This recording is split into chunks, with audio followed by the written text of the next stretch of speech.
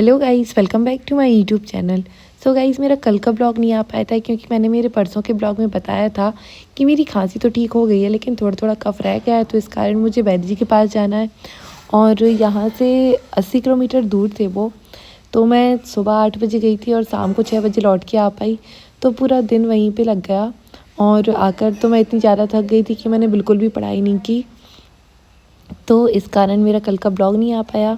और आज जब मैं पढ़ाई करने बैठी तो मैं दोपहर में पढ़ने बैठी थी। पूरे दिन भर तो मैं यहाँ वहाँ काम में लगी थी और फिर दोपहर में पढ़ने बैठी तो फिर मैंने सोचा कि चलो एडिटोरियल की क्लास देख ही लेते हैं।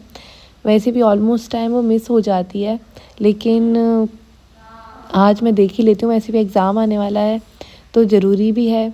बाकी एडिटोरियल की क्लास तो मैं लाइव ही देखना चाहती हूँ, बट कभी कभी सुबह नहीं देख पाती हूँ तो मैं रिकॉर्डेड ही देख लेती हूँ। ऐसे रिकॉर्डेड देखने में भी कोई प्रॉब्लम नहीं है, लेकिन मिस कर देने में प्रॉब्लम है कि एडिटोरियल की क्लास ही नहीं देख रहे हैं, और ये मैं कभी कभी बहुत ज़्यादा कर देती हूँ। ऐसा नहीं होता है कि हमेशा ही मैं एडिटोरियल की क्लास देख रही हूँ, कभी देख लेती हूँ कभी नहीं देख पाती हूँ, और ये बहुत गलत चीज़ है। एडिटोरियल की क्लास डेली देखनी चाहिए क्योंकि अभी तो एग्ज़ाम भी आने वाला है, तो अभी तो देखनी चाहिए और हमेशा ही देखनी चाहिए। तो फिर आज मैंने एडिटोरियल की और परफेक्शन की दोनों की क्लास देख ली थी। और सबसे पहले मैंने एडिटोरियल की क्लास देखी, उसके बाद परफेक्शन की क्लास देखी और फिर उसके बाद मैंने अर्थमेटिक की क्लास देखी। अभी मैं सोच रही थी कुछ दिन से कि अर्थमेटिक की क्लास तो एक दिन में 2 देखूंगी और जल्दी से जल्दी सिलेबस कंप्लीट कर लूँगी, लेकिन ऐसा नहीं हो पाया। मैंने बस एक ही क्लास देखी और एक दिन में 2 क्लास देखने का सोचा था, तो वो कहाँ, मैं तो एक दिन में एक क्लास ही नहीं देख पाई परसों। तो यही दिक्कत हो रही है अभी कि कभी तो अच्छे से पढ़ाई हो जाती है और कभी नहीं हो पाती है। और जैसा मैं टारगेट लेके बैठती हूँ ना, वैसा तो बिल्कुल नहीं हो पाता है। टारगेट पूरे नहीं हो पा रहे हैं, मतलब मुझसे टाइम मैनेजमेंट नहीं होता है। एक तो मुझे है ना अर्थमेटिक की क्लास जल्दी से जल्दी कंप्लीट करनी है क्योंकि एग्ज़ाम आने वाला है, और यहाँ पे है कि कहीं का दिन मिस हो जाता है पढ़ाई के लिए। मतलब ऐसा नहीं हो रहा है कि रेगुलर डेली पढ़ाई हो रही है।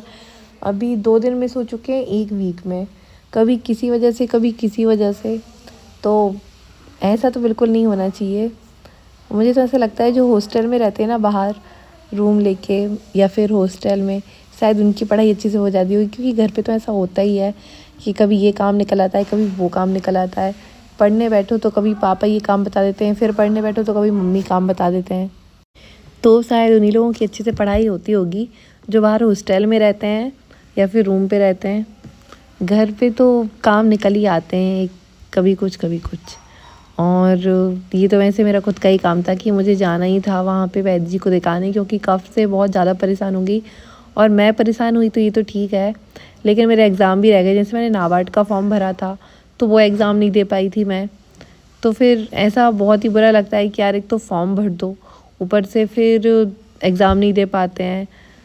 तो ऐसे तो ज़रूरी है कि है ना, ज़्यादा से ज़्यादा एग्ज़ाम दिए जाएँ तो एक्सपीरियंस तो होता ही है कि कौन सा एग्ज़ाम कैसा आता है और क्या लेवल रहता है। मतलब जैसे कि हम मॉक लगाते हैं फिर एग्ज़ाम देने जाते हैं, तो हमको वहाँ पे पता चलता है ना कि मॉक से तो इजी रहता है एग्ज़ाम, या ये वाला एग्ज़ाम का लेवल ये रहता है।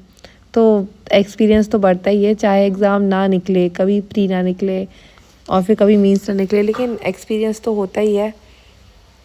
तो मैं इस बार एग्ज़ाम नहीं दे पाई तो फिर मुझे बहुत बुरा लगा, और अब मैंने सोचा कि अब मैं वैद्य जी को दिखा के आ ही जाती हूँ। उससे क्या है कि है ना, ये कफ़ ठीक हो जाए तो मेरी पढ़ाई में ज़्यादा डिस्टर्बेंस ना आए। और अभी भी थोड़ा बहुत कफ़ लगा ही है, मतलब मेरा गला जम चुका है, उसमें ऐसा हो ही नहीं रहा है कि पूरा कफ़ एक साथ ठीक हो जाए। और जब मैंने वैद्य जी को दिखाया तो वो बोले कि मुझे एलर्जी हो गई है, मतलब मेरे लंग्स पे कफ़ बनने लगा है। उन्होंने बोला है कि अच्छे से परहेज़ करोगे तो ठीक हो जाएगा, नहीं तो फिर ये तो हमेशा ही परेशान करेगा। और परहेज़ करने में उन्होंने मुझे बहुत सी चीज़ें स्किप करने को बोला है, जैसे कि चावल और ककड़ी, केला, बहुत सी चीज़ें बोलती हैं। अभी तो मुझे याद भी नहीं आ रहा है। लौकी की सब्ज़ी तो ऐसे मुझे बुरी ही लगती थी, लेकिन सबसे मेनली टमाटर। टमाटर तो हर सब्ज़ी में डलते हैं, दाल खाओ तो दाल में भी टमाटर डलते हैं। उन्होंने टमाटर ही स्किप करने का बोल दिया तो मुझे बहुत ज़्यादा बुरा लगा यार, कि टमाटर ही तो मुझे सबसे ज़्यादा फेवरेट थे मेरा तो ऐसा मन करता था। और मैं इसे खा भी लेती थी, मतलब मैं कच्चे टमाटर भी खा लेती थी।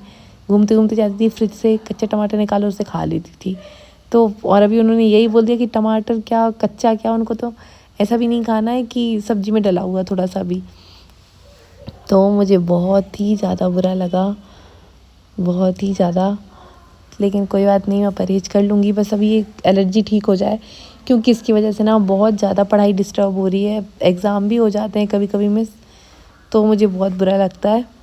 परहेज़ करना शायद इतना बुरा ना लगे जितना बुरा मुझे ये लगता है कि मैं कोई एग्ज़ाम का फॉर्म फिल कर दे रही हूँ और उसका एग्ज़ाम भी नहीं दे पा रही हूँ, तो बहुत ज़्यादा बुरा लगता है। और मैं उसकी मॉक भी दे रही थी, कब से तैयारी कर रही थी, और फिर मैं वो एग्ज़ाम नहीं दे पाई क्योंकि उस टाइम पे ठंडी भी पड़ रही थी और डॉक्टर ने मना कर दिया था कि धूल में, ठंडी हवा में नहीं जाना है।